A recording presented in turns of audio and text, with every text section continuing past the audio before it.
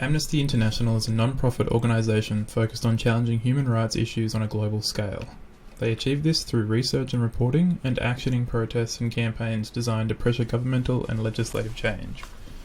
For the purpose of my report, I have used the Australian Amnesty International website with hopes that they would have a lot of information relevant to Australian human rights issues. Unfortunately, a lot of the biggest accomplishments of Amnesty International are global, and predominantly in third world countries, and these issues are what I choose to focus on in my report. The discussion portion of my report focused on two main categories, research and activism.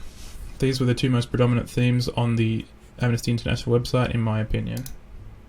Research involves a section of the website dedicated to writing reports which release unedited figures and stats about various instances of human rights violations around the world. One of the cornerstones of Amnesty International's causes is the global abolishment of the death penalty, which features frequently in their reports page. In fact, there is a recurring report which outlines the highest capital punishment deaths per country, and for the last 4 years at least, China has been on top by twice the margin.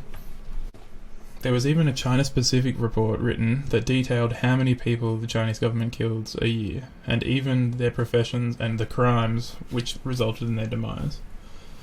This report is important to note because the Chinese elite have a don't ask, don't tell approach to their government and are generally unaware of the extent of China's capital punishment deaths. Research used in my report showed that elites who were aware of the public opinion of the death penalty were less likely to support it going forward. Amnesty International is one of the largest sources of death penalty information globally and likely sources of information the public uses to form their opinions, resulting in the change in the elite. Another important focus of Amnesty International is support of refugees.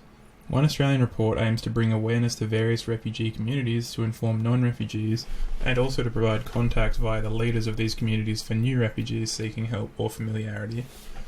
Research indicates that people in these communities have a higher likelihood of gaining housing and employment than those without support and community. This is a good example of a way Amnesty International reports can actively promote positive change. As well as informing the public through reports, Amnesty International also provides the tools to develop activist communities and mobilise these communities to protest important social issues. One of the largest scale activist projects led by Amnesty International is the Right for Rights campaign, which highlights various issues around the world and provides addresses for letter writing and also links to petitions to grant everyone the power to help create change. One of these petitions led to the release of a wrongly imprisoned journalist in Algeria by the name of Khaled. There is research to suggest that this form of activism has the potential to backfire, primarily because of the fatigue associated with fighting a powerful group. Amnesty International avoids this completely through the sheer number of activists working through the Right for Rights campaign.